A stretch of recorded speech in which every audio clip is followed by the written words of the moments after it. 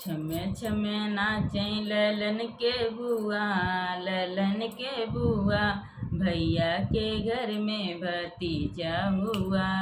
छमे छमे नाचै ललन के बुआ, ललन के बुआ, भैया के घर में भतीजा हुआ।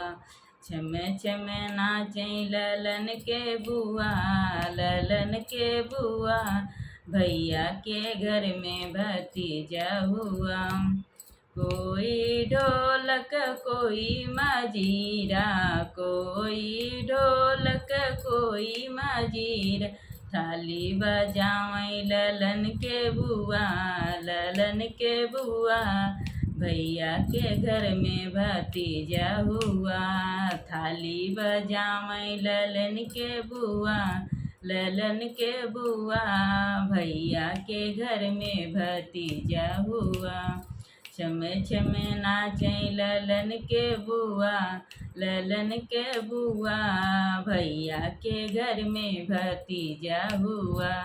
छमे छमे नाचै ललन के बुआ, ललन के बुआ, भैया के घर में भतीजा हुआ।